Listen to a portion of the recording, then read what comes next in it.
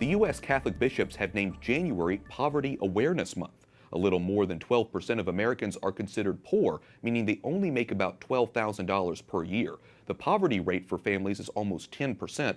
That rate has been declining in the past few years, but the bishops say more work needs to be done to help those who are less fortunate. We're joined by Ralph McLeod with the U.S. Conference of Catholic Bishops. Ralph works on the issue of poverty.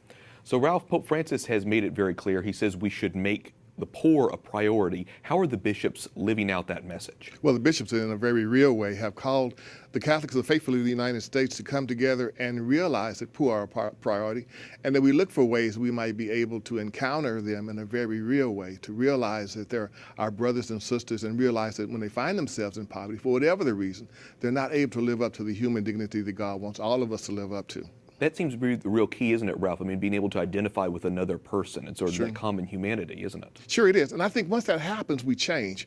Once we allow ourselves to realize that shared humanity with one another, that person isn't, who's living in poverty isn't in some vacuum, but once we realize that's our brother, that's our sister, that's us in a very real way, we can't ignore, we have to be different.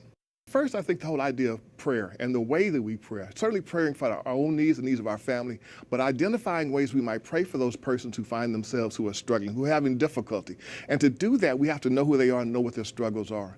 Look for ways that they might be able to participate in things like homeless shelters, soup kitchens, hospitals, schools, and those kinds of things.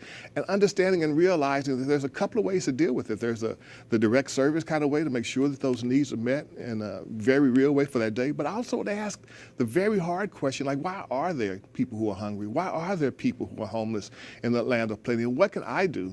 What can I do as an individual? What can I do as a family? What can I do as a community? What can I do as a parish to help alleviate some of that pain for the folks who are struggling? Before we go, I want to switch gears really quickly and ask you about immigration, because there's been some controversy over the immigration debate. What advice are bishops giving the president and lawmakers over the issue of immigration? This isn't a new issue for the bishops. They've been very vocal about the importance of helping to develop comprehensive immigration reform, but in a real way that they realize and understand that these are not strangers, that the boundaries that exist, sure, the boundaries need to be protected, but we as a migrant church, if you will, as a folks who are moving from place to place, we welcome the stranger. The church welcomes the stranger with open arms and realizes and appreciates that again, that shared humanity, and the bishops have been very clear about that. Such important message, several important messages that the bishops continue to work on. Ralph McLeod, Director of the Catholic Campaign for Human Development with the U.S. Conference of Catholic Bishops. Thanks so much for speaking with us about it. Thank you. It's my pleasure. Nice to meet you, Ryan.